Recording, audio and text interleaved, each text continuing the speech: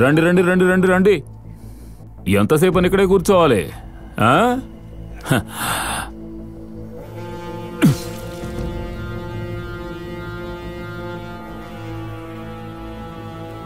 ఏంటి sir, shock అయ్యారా?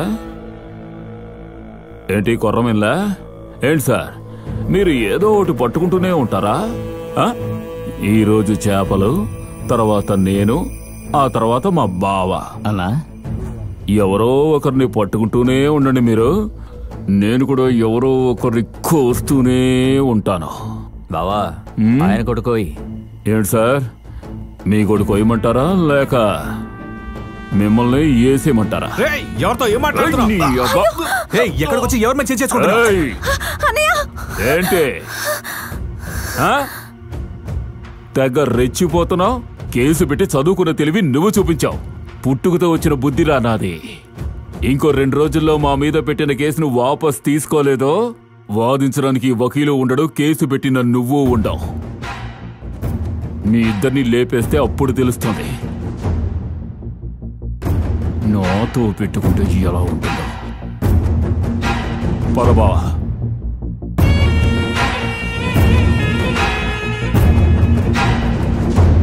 నువ్వురా తల్లి.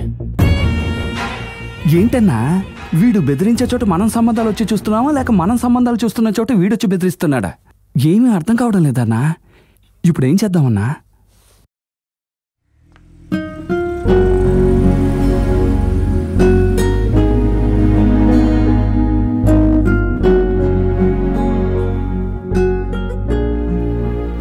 మీరే నిర్ణయం తీసుకున్నారో నాకు తెలీదు, కానీ మీరే నిర్ణయం తీసుకున్నా నాకు ఓకే. ఇది మీ చెల్లెలి జీవిత సమస్య. ఒక అన్నయ్యగా మీరు ఆలోచించడం కరెక్టే. అయితే నేననుకున్నట్టుగా ఈ పెళ్లి జరిగితే నాకు లభించిన సంతోషమైన జీవితం నా అన్నకి లభించేది. అది ఇప్పుడు జరుగుతుందో లేదో తెలియదు. మీలాగే మా అన్నయ్య కూడా చాలా మంచివాడు, నిజాయితీపరుడు. ఈ పెళ్లి జరగాలన్నయ్యా. ఎందుకంటే నువ్వు ఆశపడింది నీకు దక్కడం అనేది నాకు ముఖ్యం అన్నయ్య. అందుకని నీ మీద నేను ఒట్టేశాను. నాకు నీ అండుండగా నాకేంటన్నయ్యా?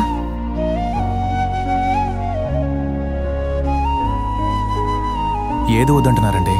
నేను వద్దడం లేదు సార్, కొంచెం దూరంగా ఉంటే మంచిదే కదా. రెండిటికి అర్థం ఒకటేనండి. ఆ ఆదికేశవ్ అనేవాడు ఏదో చిన్న తప్పు చేస్తే క్షమించి వదిలేసేవాడిని. తను తప్పించుకోవడం కోసం సొంత టపాసుల ఫ్యాక్టరీని పేల్చి 15 మందిని దారుణంగా చంపేశాడు, వాడి తల్లితో సహా. వాడు రాళ్లక్వారీ రంగ వ్యాపారం అనే పేరుతో పేలుడు మందిని ఎవరికి ఎందుకు అమ్ముతున్నారో తెలిసి అమ్ముతున్నారు, కేవలం డబ్బు కోసం. రాళ్లక్వారీ రంగాన్ని రెడ్ హ్యాండెడ్ గా పట్టుకున్న నేను ఈ ఆదికేశవును పట్టుకోలేకపోయాను. ఆ రోజు నేను రంగమూర్తి బార్కి రైడ్కి వెళ్ళింది టపాసులతో పేలుడు మందున్న లారీని పట్టుకోవడానికి. రంగమూర్తి వాళ్ళ మనుషులు వాళ్ళ కోసమే వెళ్ళాననుకుని నన్ను చంపబోయారు. అప్పుడే మీరు కాపాడారు. నా చెల్లెల్ని మీకిస్తాను, మీ చెల్లెల్ని నాకివ్వాలా వద్దా అనేది మీరు నిర్ణయించుకోండి. కానీ నన్ను మార్చాలని మాత్రం చూడకండి. నా పద్ధతి ఇదే. తప్పు చేసిన వాడినే వదలను, తప్పుడు మనిషిని వదిలేస్తానా?